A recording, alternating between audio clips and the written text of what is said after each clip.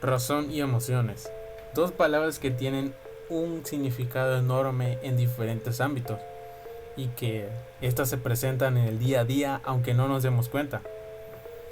Entonces, ¿qué es lo que pensaban las grandes mentes acerca de esto? Hay diferentes tipos de ellas y lo principal, ¿qué son las emociones y qué es la razón? Razón es la virtud que posee el ser humano para cuestionar, reconocer y comprobar conceptos, así como de deducir o inducir términos diferentes a los que ya se dominan. La razón es capaz de otorgar coherencia o contradicción a las proposiciones, atendiendo no tanto a su contenido como a sus relaciones lógicas. La razón, pues, forja el pensamiento no estableciendo verdades absolutas, sino descartando falsedades absolutas que la razón identifica inequívocamente por contradictorias. El modo que comprendemos el razonamiento hoy en día está vinculado con la idea moderna.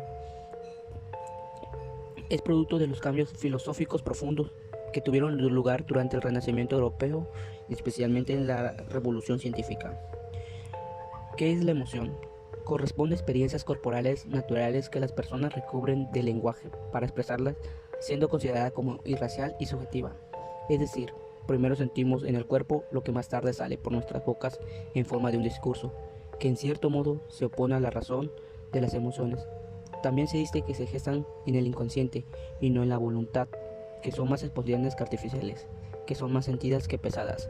Desde la antigüedad se consideraron como lazos que unen al hombre como lo que está fuera de él, con las cosas, el mundo, los demás seres humanos e incluso la divinidad. Existen tres tipos de razonamiento. El aductivo, tipo de razonamiento que a partir de la descripción de un hecho o fenómeno ofrece o llega a una hipótesis que explica las posibles razones o motivos del hecho mediante las premisas obtenidas. El deductivo se conoce como razonamiento deductivo a la actividad de la mente que permite inferir necesariamente una conclusión a partir de una serie de premisas. Esto quiere decir que, partiendo de lo general, se llega a lo particular. El inductivo es el método que se creía útil para descubrir las artes y las ciencias, y para ello aseguraba que es necesario analizar la naturaleza, eliminando y excluyendo según el caso, para encontrar, luego de haber encontrado una cantidad suficiente de hechos negativos, los afirmativos. Existen cinco tipos de emociones más comunes. Las primarias o básicas se caracterizan por aparecer de modo de respuesta de un estímulo externo, por ejemplo la ira, el asco, el miedo, la sorpresa, la felicidad y la tristeza. Secundarias son las que aparecen a colación de la primera emoción que hemos sentido, la básica, es decir, sería la reacción en cadena que nos genera esa emoción primera. Las positivas. Las emociones positivas son las que nos hacen estar bien y por ello también se conocen como emociones saludables. Las negativas son emociones que pueden considerarse como tóxicas y que por lo general tendremos a evitarlas para no sentirnos mal. Las estáticas hacen referencia a aquellas que aparecen cuando disfrutamos de una manifestación artística, como por ejemplo la música, la pintura, la danza, la poesía, etc.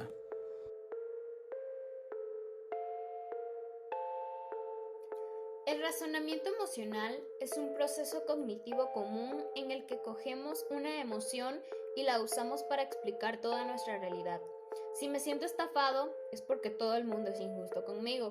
Este proceso también aparece a la inversa, cuando la emoción nos nubla tanto que no somos capaces de pensar. Las emociones cumplen un papel muy importante.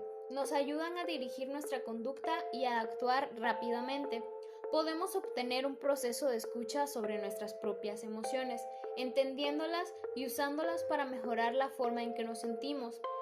Implica hallar un equilibrio entre nuestra razón, la que en el primer caso se encuentra elevada, y la emoción, la que en el segundo caso se encuentra desbordada. Todo lo que nos ocurre a lo largo del día tiene un impacto sobre nosotros, aunque no siempre lo procesemos. Creemos que nuestras emociones son reacciones al ambiente y que llegados a este punto de la evolución no deberían estar ahí. Razonar lo que sentimos, permitir que nuestras emociones fluyan y escuchar lo que nos están diciendo hace que respetemos lo que en esencia somos.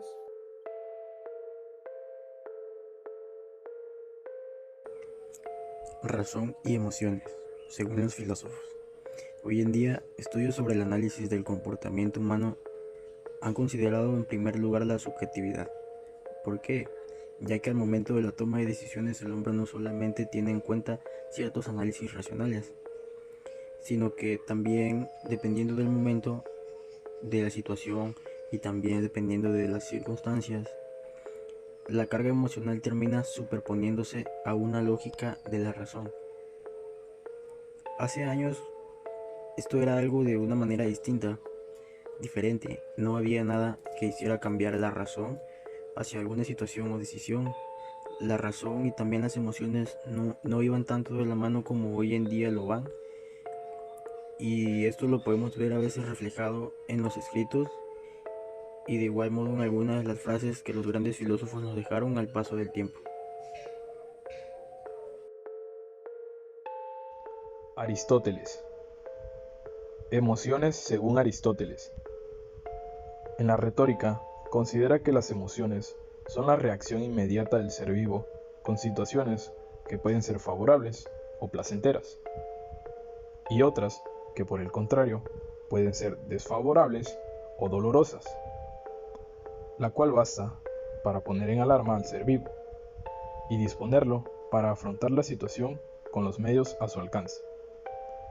Aristóteles concibe que las emociones posean elementos racionales como creencias y expectativas, razón por la que es considerado el precursor de las teorías cognitivas de la emoción.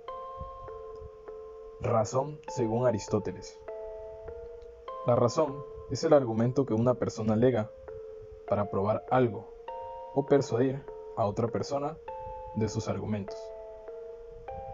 La felicidad se consigue cuando ponemos de acuerdo la razón y la emoción con nuestras acciones. Emociones de René Descartes.